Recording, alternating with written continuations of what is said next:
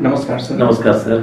Sir, all about sugar industry magazine K line leader section में आपका बहुत बहुत स्वागत है सर। हमारे और हमारे दर्शकों को हम बता दें कि आज हमारे साथ हैं मिस्टर गणपत राव पाटिल, जो चेयरमैन हैं श्री दत्ता शेतकरी सहकारी साकर कारखाना, जो शिरोल तालुका और कोल्हापुर डिस्ट्रिक्ट महाराष्ट्र में स्थित है। सर, आपका ये जो शुगर फैक्ट्री है सर, एक्चुअली बहुत ही सुंदर और बहुत ही अच्छा शुगर फैक्ट्री है सर। एक्चुअली आपने कॉम्प्लेक्स बहुत अच्छा बनाया है सर। जो भी हम लोग कल आए एक्चुअली, तो कल हम लोग आए और अंदर देखा हमने कि अंदर ही स्कूल है, अंदर ही हॉस्पिटल है, अंदर ही एक टेक्निकल इंस्टीट्यूट भी है और एक खेलने कूदने के लिए बहुत अच्छा मैदान है, पूरा बगीचा है, पूरा ग्रीन जोन है। फिर हम फैक्ट्री में गए और फैक्ट्री में हमने देखा कि सर एक्चुअली बहुत ही नीट एंड क्लीन फैक्ट्री है सर एक्चुअली, और सब लोग वर्कर्स भी सब खुश हैं। तो सर, आपकी फैक्ट्री के बारे में बताइए सर कि किस तरीके से ये इनके जो इसका जो फाउंडिंग जो स्टोन रखा वो किसने रखा और कैसे उद्देश्य के साथ ये फैक्ट्री का डेवलपमेंट किया सर। ये जो फाउंडेशन है, ये फाउंडेशन मेरे पिताजी आदरणीय कैलाश सारे पाटिल साहब ने बना हुआ है। इनकी इमेज बहुत अच्छा था। वो जो ये सब बगीचा बनाया है, फैक्ट्री बनाया है और ये बिल्डिंग जो बना है, इनके दिमाग से वो निकला है। शुरू से ये फैक्ट्री बहुत अच्छी तरह से उन्होंने चलाया। इधर का जो आपने प्राइस देखा है, इंडिया में फर्स्ट प्राइस इसको सब तरीके से मिला है। ये जो चल रहा है इथं जे चांगल्या पद्धतीनं जे उभं आहे ते माझे वडील कैलास सारे पाटील साहेब यांनी उभं केलेलं आहे। त्यांचे एक जे काय ध्येय होतं, अत्यंत चांगल्या पद्धतीने फॅक्टरी असावी, हे शेतकऱ्यांचे मंदिर असावं, अशा पद्धतीने त्यांनी बनवलेलं आहे। इथं जी झाडी लावलेली आहेत, बाग बगीचा केलेला आहे, जे काय असेल ते फॉरेनमध्ये ज्या पद्धतीने असतात त्याच पद्धतीने आपल्या देशामध्ये आपल्या सर्वसामान्य शेतकऱ्यांच्या मालकीचं हे असावं, अशा पद्धतीने समजून हे अत्यंत चांगल्या पद्धतीने त्यांनी निर्माण केलेलं आहे। सर, सारे पाटिल साहब के बारे में थोड़ा सा बताएंगे सर, उनका जन्म कहाँ हुआ, उनके माता पिता का नाम और कैसे उनका स्कूल और एजुकेशन वगैरह, क्योंकि आप उनके पुत्र रहे। हाँ। और आपने उनकी जैसे कि आप बताते हैं कि उन्होंने जितने भी सत्कर्म किए, जितने भी पुण्य के काम किए, बहुत सारे आसपास का जो डेवलपमेंट है उन्होंने बहुत किया, तो उनके बारे में जरा बताएंगे सर। सारे पाटील साहेब माझे वडीलच होते, पण ते अत्यंत सर्वसामान्य लोकांसाठी या तालुक्यामध्ये काम केलेलं आहे, वेगवेगळ्या पद्धतीनं काम केलेलं आहे। त्यांचा जन्म जांभळी गावामध्ये झालेला आहे। 21 साली 11 डिसेंबर 1921 साली त्यांचा जन्म झालेला आहे। त्यांच्या वडिलांचं नाव रघुवंडा पाटील आणि त्यांच्या आईचं नाव विठ्ठलबाई, अशा त्या दोघांच्या आईच्या वडिलांचे विठाबाई आईचं नाव, अशा तिथं जांभळीमध्ये त्यांचा जन्म झाला। ते लहानपणापासूनच अत्यंत खेळकर पद्धतीचे व्यायाम करणं, शरीर कमवणं, अशा सगळ्या विचारांना ते वाढत गेले। राजसेवादलाच्या सहवासात आले। अत्यंत चांगल्या पद्धतीची पुस्तकं त्यांनी वाचली। त्या काळात ते 7वी पास झालेले होते, पण विचाराची दृष्टी अत्यंत चांगल्या पद्धतीनं शेतकऱ्यांचं हित जपण्यासाठी, शेतकऱ्यांना पुढे आणण्यासाठी काय करायला पाहिजे या दृष्टीनं ते प्रयत्न करत होते। ग्रामीण भागामध्ये सोसायटी स्थापन करणं, त्याच्या माध्यमातून शेतकऱ्यांना लोन देणं, शेती उत्पादन चांगल्या पद्धतीनं करता येईल असं करणं। त्यानंतर या तालुक्यामध्ये 35,000 एकरला पाणी देण्याच्या दृष्टीनं स्कीम केल्या आणि त्यानंतर ऊस पिकवणं, बागायत जमिनी झाल्या आणि त्यानंतरच हे दत्त शुगर फॅक्टरी त्या माध्यमातून जन्माला आली आणि त्यानंतर ही फॅक्टरीच्या माध्यमातून देखील शेतकऱ्यांचं हित जपण्याचा फार त्यांनी प्रयत्न केलेला आहे। समाजाला एक चांगल्या पद्धतीची दृष्टी देण्याचा, शेतीतलं उत्पादन वाढीच्या दृष्टीनं असेल, लोकांच्या उपयोगी असेल, खेळाच्या बाबतीत असेल, विचाराची दिशा देण्याच्या बाबतीत असेल, वाचनाच्या बाबतीतलं असेल किंवा शेतीतलं आवड निर्माण करून देण्याची सारखी कायम सातत्यानं त्यांची धडपड असायची। कारण समाजवादी विचारसरणीचे ते होते। यशवंत जोशी, नानासाहेब घोरे, मधु दंडवते, नाथ पै, जयप्रकाश नारायण यांच्या सहवासात ते असल्यामुळं समाजाची तिकडे बघण्याची दृष्टी त्यांची अत्यंत चांगल्या पद्धतीने होतं। सर्वसामान्य लोकांना हाताशी घेऊन काम करणं आणि त्यांची जीवनातली उन्नती कशी होईल हे बघण्याचं काम त्यांनी अत्यंत चांगल्या पद्धतीने केलं आणि त्याच दृष्टीतनं या फॅक्टरीचा जन्माच्या वेळेपासून ते काम करत होते। इथं हॉस्पिटल केलेलं आहे, इथं पॉलिटेक्निक केलं आहे, इथं ITI आहे, मुलांना खेळण्यासाठी इथं ग्राउंड केलेलं आहे, इथं जवळपास दत्त भांडारसारखं एक शेल्टर त्यांनी उभं केलेलं आहे। तिथं 10 रुपयामध्ये 15 रुपयामध्ये झुणका भाकर देखील लोकांना मिळेल, स्वस्तात चांगल्या पद्धतीने जेवण मिळेल, अशा पद्धतीची सोय केलेली आहे। त्यांनी बँका काढलेल्या आहेत, एक मार्केटिंग फेडरेशन आहे, हायस्कूल्स आहेत, शाळा आहेत, सर्वांगीण विकास या तालुक्याचा करता येईल अशा पद्धतीने त्यांनी काम या तालुक्यात केलं गेलेलं आहे। सर, आपने सारे पाटिल साहब के बारे में बहुत ही संक्षिप्त रूप से बताया सर। एक्चुअली हाँ। उन्होंने जिस प्रकार विदेशों में जो पूरी संस्थागत ढांचा था, वही संस्थागत ढांचा और वही सुविधाएं अपने एक साधारण से साधारण नागरिक को मिले, ये उनका पूरा जीवन भर का प्रयास रहा। बराबर। उसी की वजह से उन्होंने ये पूरा संकुल बनाया और ये पूरा ग्रीन जोन भी बनाया। 70 एकड़ जमीन मेरे हिसाब से उन्होंने सिर्फ एक ग्रीन बेल्ट के लिए, प्लांटेशन के लिए उन्होंने किया कि इधर सिर्फ प्लांटेशन ही होगा, जिससे कि आसपास का जो एरिया है उसमें ऑक्सीजन का जो लेवल है वो बराबर बना रहे, स्वच्छता बनी रहे। उन्होंने हॉस्पिटल बनाया है, उन्होंने पॉलिटेक्निक बनाया है, उन्होंने खेलने कूदने के लिए अलग से, क्योंकि खेलना कूदना भी उतना जरूरी है। आजकल शहरों में सर एक्चुअली मैदान, खुले मैदान मिलते नहीं है। यहाँ आकर हमको बहुत प्रसन्नता हुई सर एक्चुअली कि एक अच्छा मैदान है जहाँ पे बच्चे लोग खेल सकते हैं, क्योंकि जब तक मिट्टी में बच्चे खेलेंगे नहीं तब तक उनकी शारीरिक पूर्ण विकसित नहीं होगा। दूसरा ये कि सर अपनी जो भारतीय जो संस्कृति है वो सर एक्चुअली उसके लिए भी शायद आपका जो पुराने जो जमाने में सर अपने वो चलता था ना अखाड़ा, वो भी इधर है। तालीम जो बोलता है तो कुश्ती खेलने के लिए, भारतीय संस्कृति जोपासने के लिए जो करने का है वो सब किया है। तो सारे पाटिल साहब की सर एक बहुत ही दूरदृष्टि थी कि हमारी भारतीय संस्कृति जो धीरे धीरे नष्ट ना हो जाए, इसलिए उन्होंने पूरा एक संस्थागत ढांचा बनाकर उसको एक बहुत ही सिस्टमैटिक तरीके से कार्यरत किया। ये तो सर आपने उन्होंने बताया और उनका जीवन इसके लिए रहा। हमें एक्चुअली देखने को मिला, हम जब कल यहाँ से आ रहे थे एक्चुअली थोड़ा 4-5 किलोमीटर दूर एरिया वहाँ पे थे, तो हमने उनको बताया कि हमें श्री दत्ता सहकारी सहकारी हमको करना है। तो वो नॉर्मल एक कोई वो था, ऑटो वाला नहीं था, क्या बोलते उसको, मेट्रो रिक्शा। तो उन्होंने बोला साहब मैं छोड़ देता हूँ, तो उसने छोड़ दिया, उसने पैसे भी नहीं लिए। अच्छा, हाँ। तो मैंने बोला ऐसा कि बोला कि इसकी वजह से पूरा एरिया में सब लोग हमको बहुत अच्छा है इनका एरिया में। सर ये तो सर आपने सारे पाटिल साहब के बारे में बताया था। हम सर एक्चुअली आपके बारे में भी जानना चाहेंगे कि आपका सर जन्म कहाँ हुआ और कैसे आपका स्कूल का एजुकेशन और कॉलेज का एजुकेशन वगैरह रहा, क्योंकि आप उनके उत्तराधिकारी हैं तो उसकी वजह से आपके ऊपर एक भार भी है कि आपको पूरा उन्होंने जो कार्य किया उस कार्य को आगे आपको थोड़ा और आगे ले जाना था। तो उसके बारे में जरा बताइए। माझा जन्म चंदूर गावामध्ये झालं। 1947 म्हणजे स्वातंत्र्य मिळाल्यानंतरचा माझा जन्म झालेला आहे। मी लहानपणापासून त्यांच्या सहवासात अत्यंत चांगल्या पद्धतीने वाढण्याचे, त्यांचे विचार घेऊन जगण्याचा प्रयत्न करत गेलेलो आहे। पण मला त्याने एक वेगळ्या पद्धतीनं घडवलं की मी इथं शाळेला असताना की घरात मी एकटाच मुलगा असल्यामुळं माझे लाड व्हायला लागले आणि लाड झाल्यामुळं हा लाड वेगळाच बघडलेला, म्हणून मला आजऱ्याच्या ठिकाणी उत्तूर म्हणून गाव आहे हायस्कूल, त्या हायस्कूलमध्ये घातलं मला तिथं की मी स्वतंत्रपणे राहिलो, की माझं मला जीवन जगता येईल, माझं मला कपडे धुणं असेल, अंथरूण पांघरूण करणं असेल, वेगवेगळ्या लोकांच्यात मिसळणं असेल, अनोळखी ठिकाणी नेऊन ठेवल्यामुळं सर्व समाजाचे विचार तिथं करता येतील, अभ्यास करता येईल अशा पद्धतीनं घडवण्याचा त्यांनी मला प्रयत्न केला। मी कॉलेजच्या दुसऱ्या वर्षी असताना त्यांनी मला कॉलेज सोडायला लावलं, मला बोलवून घेतलं की ह्या भागामध्ये एक अत्यंत चांगल्या पद्धतीने शेती करून शेतकऱ्यांना एक मार्गदर्शन घडेल असं एक शेती करायची माझी कल्पना आहे आणि तो नोकरी न करता शेतीत तो उतरावा असं मला इच्छा आहे आणि त्या पद्धतीने तो काम करावंसं वाटतंय। त्यांनी सांगितलं तर मी सोडल्यानंतर मला देशभर त्यांनी सगळी फिरून दाखवलं, चांगली शेती, चांगली विद्यापीठचं आणि वेगवेगळ्या पद्धतीचे शेतकरी शेती कसं करतात, उत्पादन कसं वाढ घ्यायचं, हे सगळ्याचं मार्गदर्शन दिल्यानंतर मी चांगल्या पद्धतीने शेती करायला लागलो। मी जवळजवळ 25 वर्षे शेतीमध्येच होतो।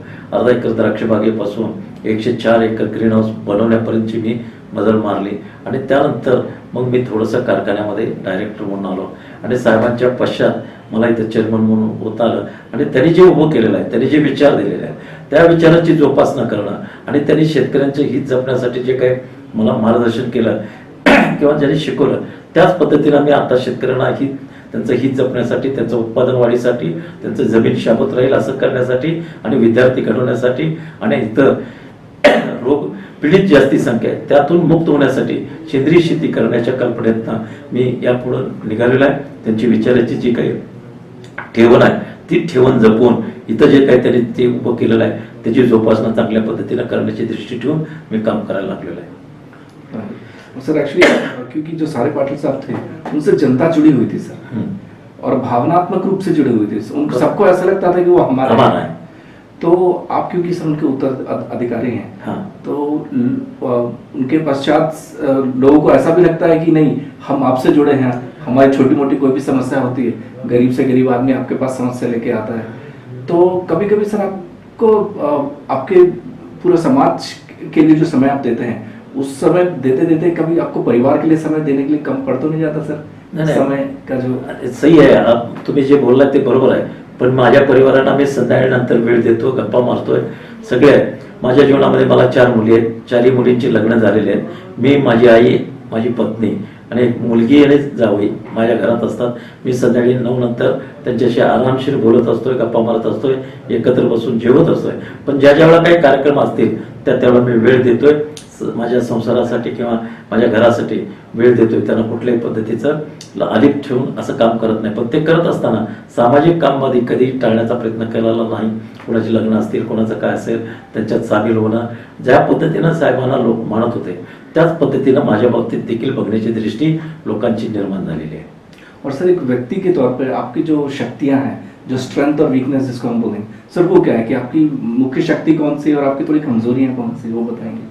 मेरी शक्ति एक है कि काम करने का, समाज के लिए और खेती में काम ज़्यादा करने का, ये मेरा ताकत है. और मेरे पिताजी ने मेरे दिए हुआ ये ताकत है, वो ताकत मेरा है. कमजोरी ऐसा कुछ नहीं है, क्योंकि मेरे दिमाग में नेगेटिव कोई आता नहीं. पॉजिटिव काम करने का मैं दृष्टि रख के काम करता हूँ. जिधर जिधर काम अच्छा नहीं करता है उधर थोड़ा सा मेरे को दुख होता है. कोई लोग कोई संस्थे में काम नहीं करता है अच्छे तरह से, उधर थोड़ा सा दुख होता है. और मेरे को लगता है ये समाज के लिए जो काम करना चाहिए वो करते नहीं, इसका दुख होता है. सर 114 गांव सर एक्चुअली सीधे तौर से आपसे जुड़े हुए हैं, बराबर, जो थोड़े महाराष्ट्र में भी हैं और कर्नाटक से भी हैं. और तो इतने बड़े तौर पर पैमाने पर काम करने के लिए बहुत बड़े तरीके से तैयारी की भी जरूरत पड़ती है. तो आप खुद स्वयं सर कैसे उत्साहित रहते हैं और आपके पूरे जितने भी पूरा जो स्टाफ वगैरह है पूरा, उनको कैसे उत्साहित रखते हैं सर? एक्चुअली कसं आहे, मी उत्साहित राहतो. म्हणजे जवळपासचे लोक माझ्याकडे येतात, आदराने बघतात, कामं सांगतात, कामं करून घेतात आणि त्यांचे काम करण्यामध्ये मला आनंद आहे. त्याचमुळे मला एक वेगळ्या पद्धतीचं उर्मी उत्साह माझ्यात आहे आणि तेच उत्साह आमच्या खालच्या लोकांच्या मध्ये टिकवण्याच्या दृष्टीने प्रयत्न करतोय. कारण समाज आपल्याकडे कशा दृष्टीने बघतोय, समाजाचं हित जपण्याचं काम आपण जर केलं तर त्यांचा देवा म्हणा किंवा त्यांच्या आपल्याबद्दलचा निर्माण होणारा आदर हे कशा पद्धतीने निर्माण होते त्यांना सांगितल्यामुळं ते उत्साहानं राहतात आणि अत्यंत चांगल्या पद्धतीनं काम करतात. तुम्ही फॅक्टरीमध्ये बघितलं असाल, शेती खात्याच्या लोकांच्याकडे बघितलं असाल, एक जोमानं उत्साहानं काम करतात आणि त्यांना काम करण्यामध्ये एक आनंद आहे. या कारखान्याचा मी नोकर म्हणून ते बघत नाहीत, पण एक लोकांच्या दृष्टीनं आपण फायद्याचं काम करतोय ही त्यांची दृष्टी असल्यामुळे अत्यंत उत्साहानं ते काम करू शकतात. सर बहुत सारे लोग आते हैं आपके पास, मैंने देखा, और सब लोग आपसे भावनात्मक रूप से जुड़े हुए भी हैं. सबको ऐसा ही लगता है कि नहीं, जैसे सारे पाटिल हमारे साथ थे, हमारे थे, वैसे ही आप भी, गणपत राव भी हमारे ही, गणपत राव पाटिल भी हमारे ही हैं. तो इतने सारे लोगों से मिलते हैं, कभी कभी किसी बहुत सारा कुछ अलग अलग सबके काम होते हैं, अलग अलग समस्याएं होती हैं, और फिर आपके घर की भी कुछ समस्याएं होती होगी, कुछ फैक्ट्री की भी कुछ समस्याएं होती. तो इन सब में सर आखिर आपको कुछ मेंटल स्ट्रेस या स्ट्रेस आता है कभी, तो आपका स्ट्रेस दूर करने के लिए आप कैसे कैसे उसको करते हैं सर काम? स्ट्रेस तो आता ही है, अलग अलग लोगों का काम रहता है, किसका काम नहीं होगा तो बातें अलग करता है, इसकी वजह से स्ट्रेस आता है. एक आधा घंटा में बैठ के शांत बैठने के बाद मेरा स्ट्रेस कम होता है. रात में जाने के बाद थोड़ा सा पुस्तक पढ़ता हूँ. मैं पुस्तक वाचतो त्यामुळे थोडंसं आपको मिलता है सर समय पुस्तक पढ़ने के लिए समय मिलता है? थोड़ा सा 1 घंटा आधा घंटा मिलेगा, उसमें जितना मिलता है उतना पढ़ता है. वो पढ़ने के बाद मेरा दिमाग का स्ट्रेस निकल जाता है. नहीं सर, ये हमारे जो युवा हैं, भारत के युवा, उनके लिए बहुत बड़ा प्रेरणा स्रोत है सर एक्चुअली, कि आप इतने व्यस्त होने के बावजूद भी, क्योंकि आपके पास एक पूरी परंपरा है, आपके पिताश्री थे, आप हैं, आप पूरा समर्पित हैं समाज के लिए और समाज का उत्थान किया है सर आपने. ये जो पूरा एरिया का जो डेवलपमेंट हुआ है ये आपके पिताश्री की वजह से और आपकी वजह से है सर. तो इसमें इतने व्यवस्थित रहने के बाद भी आप पुस्तक पढ़ लेते हैं, तो हमारे युवाओं को बोलना चाहूँगा जो इंजीनियर्स हैं कि आप भी पुस्तक पढ़ा कीजिए, क्योंकि पुस्तक पढ़ने से बहुत ज्ञान मिलता है. सर आप स्कूल में थे सर, एक्चुअली कभी कभी क्या होता है कि स्कूल में जब हम पढ़ते हैं तो हमारा कोई फेवरेट टीचर होता है या कोई प्रोफेसर होता है, तो ऐसा कोई फेवरेट स्कूल टीचर आपका जो प्रोफेसर सर जो उस टाइम पर रहा हो? 3-4 शिक्षक माझ्या अगदी फेवरमध्ये. एक लंगरे सर म्हणून होते उत्तूरमध्ये, अनंत आसगावकर, वसंतराव पाटील, या सर्वांनी, डॉक्टर देशपांडे वगैरे, या सर्वांनी मला प्रोत्साहन उत्साह देण्याचं काम केलेलं आहे. मी खेळण्यामध्ये भरपूर कबड्डी खेळेल, खो खो खेळेल, याच्यामध्ये मला प्रेरणा उत्साह त्याने दिलेला आहे.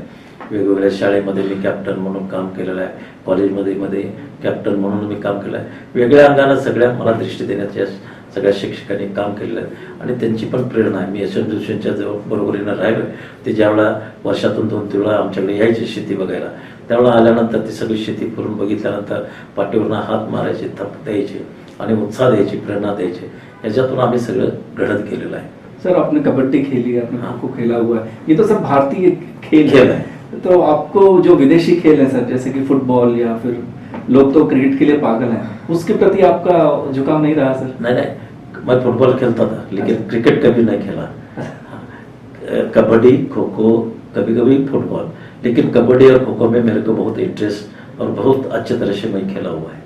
और सर आपका रोल मॉडल कौन है सर, जो गुरु बोलेंगे कि मैं को इस तरीके से काम करना, इस तरीके से बनना? मेरे पिताजी मेरा गुरु है।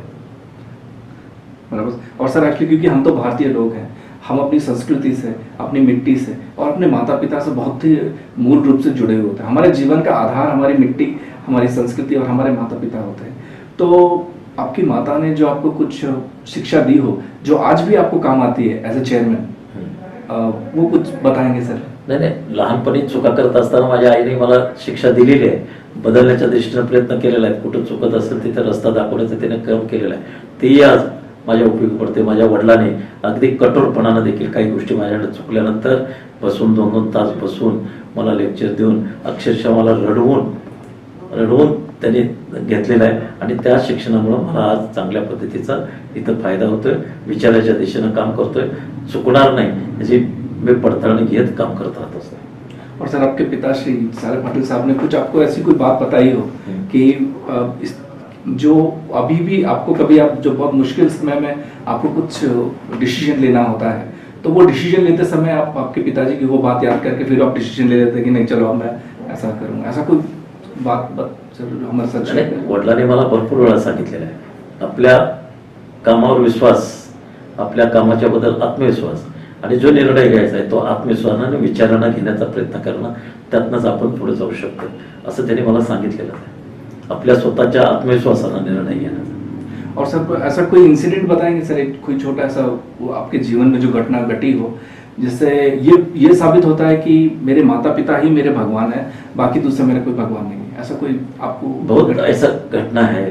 कोई एक चांगल्या पद्धतीनं मला ज्या वेळेला बाहेर शिकायला घालवलं त्यावेळेला मी अत्यंत त्यांच्या समजुतीनं सांगत होतो की मला तुम्ही पाठवू नका, कारण मी एकटा बाहेर राहिलेलो नाही, तुमच्या प्रेमाव्यतिरिक्त मी कुठं राहिलेलो नाही. तर त्यांनी त्यावेळेला कठोरपणानं मला बाहेर पाठवलं आणि त्याच्यामुळं मी बाहेर पडलो, लोकांच्यात वावरायला शिकलो, लोकांना आदर द्यायला शिकलो, शिक्षक काय हे समजून घ्यायला शिकलो आणि समाजातले लोक देखील आपल्याशी कसं वागतात, त्यावेळेला कशा पद्धतीने वागलं पाहिजे हे त्यांनी दिलेल्या कठोरपणामुळेच मी आज घडलेलं आहे. कारण त्यांनी अगदी कठोरतेनं त्यांनी जे मला पाठवलं त्याचं आज मला फळ मिळतेलं आहे.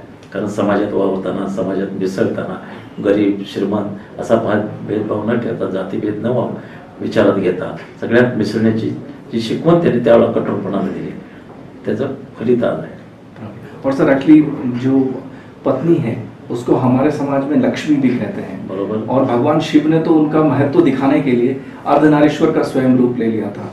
तो जो आपकी जो धर्मपत्नी है सर एक्चुअली उनको आप धन्यवाद देना चाहेंगे सर? जरूर जरूर धन्यवाद, क्योंकि मी इतकं काम केलेलं आहे. रात्री 1-2 वाजता घरात आलो तरी शांतपणाने मला जेवायला वाटणं, अत्यंत चांगल्या पद्धतीने वागणं, कधीही माझ्याशी तिनं वादावादी केलेलं नाही.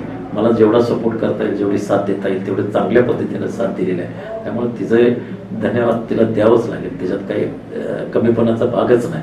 कारण ज्या पद्धतीनं आम्ही पुढे जातोय त्यावेळेला घरातले म्हणजे आई आज 97 वर्षाची आहे, तिच्याकडे लक्ष देणं, माझ्या मुलीकडे लक्ष देणं, त्यांच्या शिक्षणाचं देणं, कारण मी घरात फार कमीच असणार आहे, तर त्या मुलींचं शिक्षण करणं, त्यांच्याकडे लक्ष देणं आणि येणाऱ्या जाणाऱ्या पाहुण्यांच्याकडे बघणं आणि त्यांना चांगलपणानं वागणूक देण्याचं काम तिनं चांगल्या पद्धतीने केलं. त्यामुळे मी ते विसरू शकत नाही. बराबर. और सर क्योंकि बहुत सारे जो लोग हैं, बहुत सारे व्यक्ति, बहुत सारे परिवार और बहुत सारी कंपनियां एक्चुअली आप ये पूरा संस्थान है उसके ऊपर डिपेंडेंट है एक्चुअली. तो लगभग कितने लोग परोक्ष और अपरोक्ष रूप से कितने परिवार जुड़े होंगे सर आपके? त्याची मी गणना करू शकत नाही. भरपूर लोक एकमेकांच्या माझ्या सहवासात आलेले आहेत, जोडलेले आहेत, आदरानं दिलेले आहेत, प्रेम दिलेलं आहे, अडचणीच्या काळाला माझ्याबरोबर खंबीर राहिलेले आहेत. असं मी काही सांगू शकत नाही एवढे 20-25 आहेत असं. भरपूर प्रत्येक गावातले लोक आपल्याशी संगनमतात राहिलेले आहेत, कुटुंबाचे म्हणून मला बघतात, कुणाची अडचण असेल, कुणाच्या घरात वाद झालं तरी माझ्याजवळ येतात, सल्ला घेतात, मिटवायला बोलवतात. सगळ्या अंगानं गोष्टी ते चांगल्या पद्धतीनं माझ्याकडं करून घेण्याचा प्रयत्न करतात. असं म्हणून मी काही सांगू शकत नाही एवढीच घरं माझ्यावर आहेत एवढं असं काही सांगता येणार नाही. और सर एक्चुअली आपका जो टेक्निकल नॉलेज है उसको अपडेट करने के लिए आप कैसे अपडेट करते हैं सर टेक्निकल नॉलेज को? नाही नाही, नवीन नवीन जी आता टेक्नॉलॉजी आहे ती चांगल्या चांगल्या लोकांना मी बोलवून घेतोय. कारण माझं फार मोठं शिक्षण झालं असं नाही, मी ग्रॅज्युएट झालेलं नाही.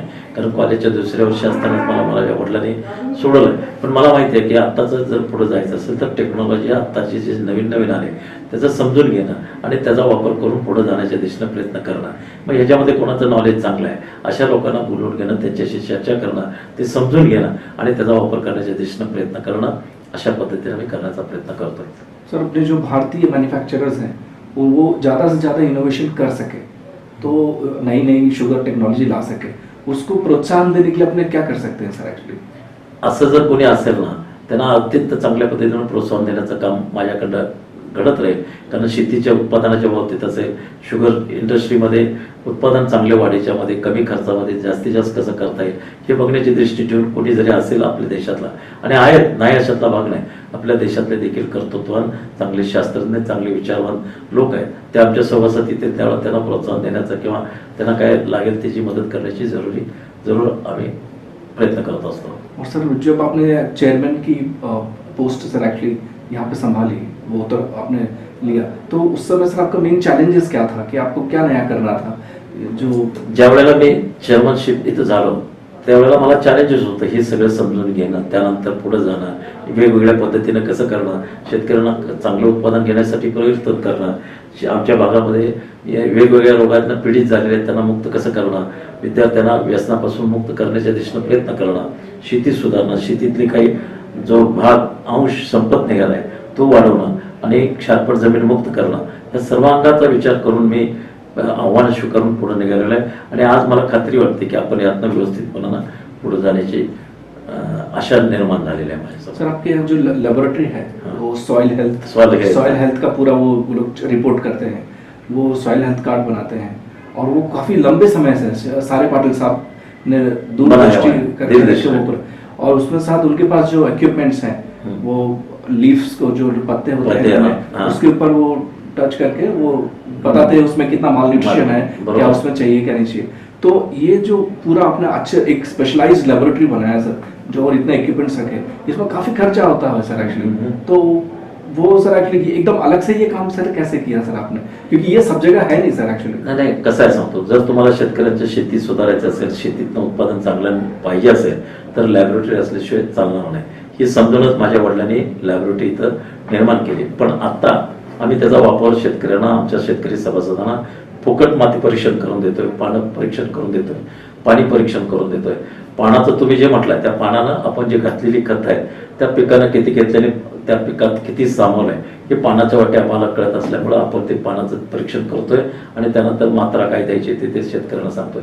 माती परीक्षण हा आता कारखान्याचा एक आत्मा आहे, कारण शेतकऱ्यांना त्याच्याशिवाय पर्याय नाही. आज आमच्या जमिनीतला जे काही कपॅसिटी आहे उत्पादन देण्याची ती संपत निघालेली आहे आणि माती परीक्षण करून घेतल्यानंतर त्याची कपॅसिटी कशी वाढवायची, काय करायचं, रासायनिक खताचा वापर कमी करायचा, सेंद्रिय खताचा वापर जास्ती करायचा, हे सर्व अंगाचं मार्गदर्शन करून आज आमच्या शेतकऱ्यांच्या समोर आम्ही मांडतोय.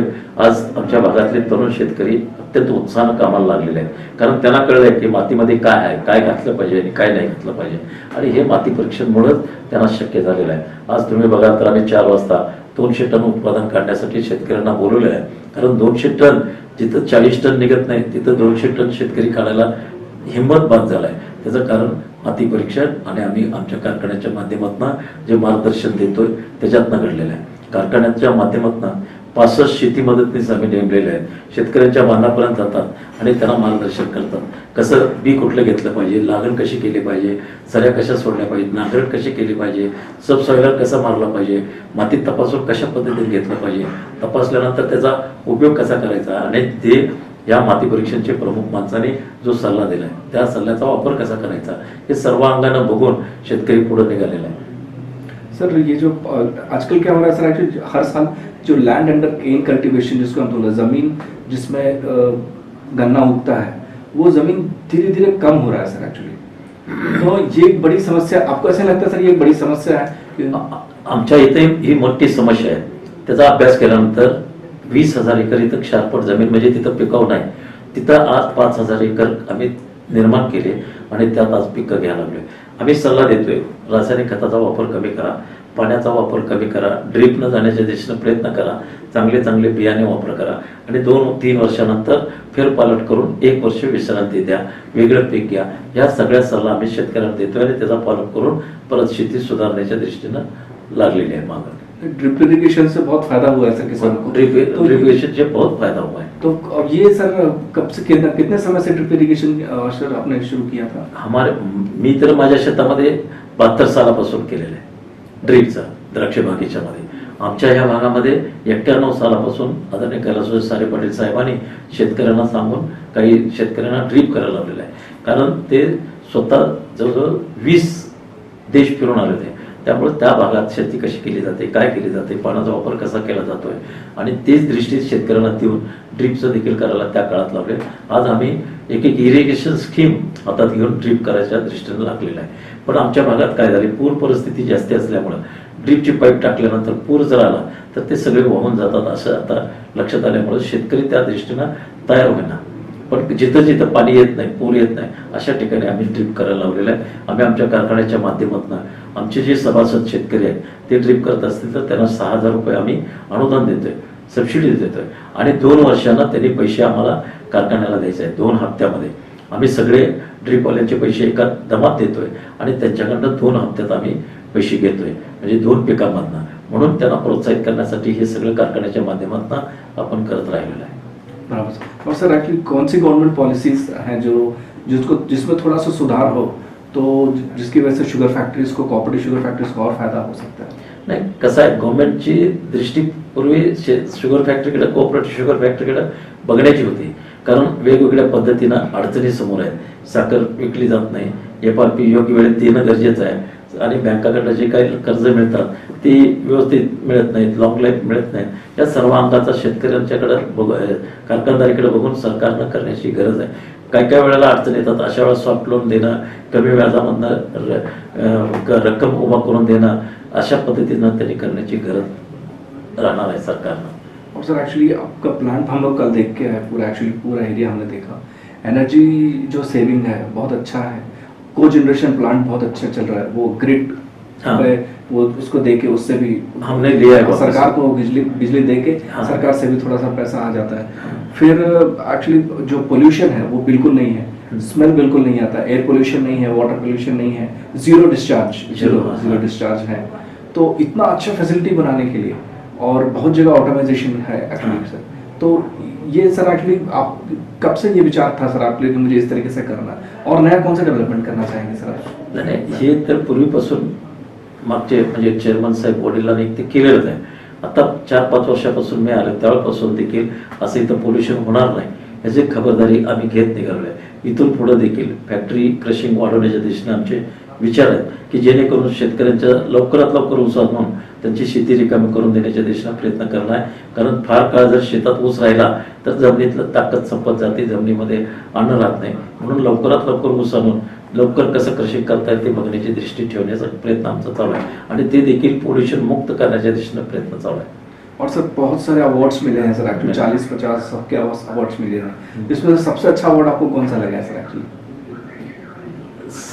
आता कसं आहे, 5 वर्षानंतर जे मिळालेले आहेत ते सगळे माझ्या दृष्टीनं अच्छा, म्हणजे सगळ्यात अच्छा आहे. कारण 1 नंबरचेच आम्हाला पारितोषिक मिळत गेले असल्यामुळे सगळे माझ्या दृष्टीनं ते योग्य आहेत.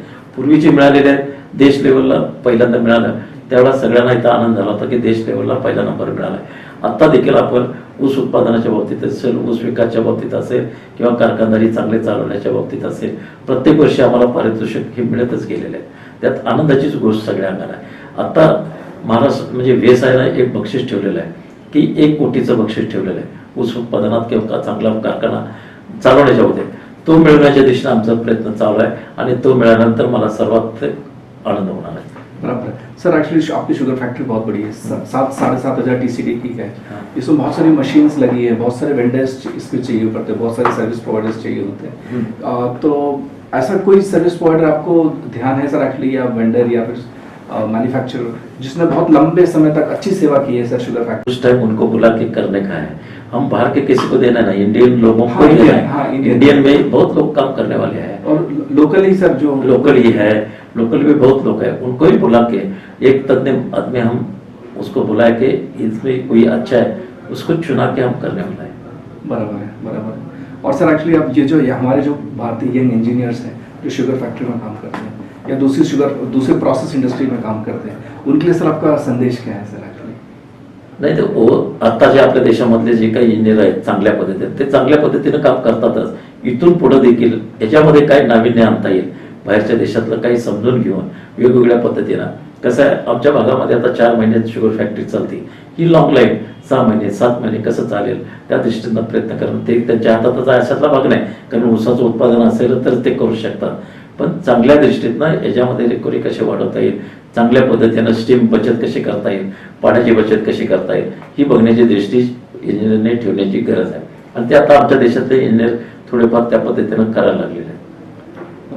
सर आपने हमें आपका बहुमूल्य समय दिया सर, एक्चुअली आपका बहुत बहुत धन्यवाद सर। कुछ आप शेयर करना चाहेंगे कुछ और सर? नाही, शेअर कसं आहे तुम्ही हे प्रचाराच्या माध्यमातून निघालेलं आहे की वेगवेगळ्या लोकांना चांगल्या लोकांनी केलेल्या कामाची माहिती त्यांना व्हावं करून त्यातून काही प्रेरणा मिळावी ही दृष्टी ठेवून तुम्ही काम करता त्याबद्दल मी तुम्हाला धन्यवाद देतो, तुम्हाला शुभेच्छा देतो। नमस्कार।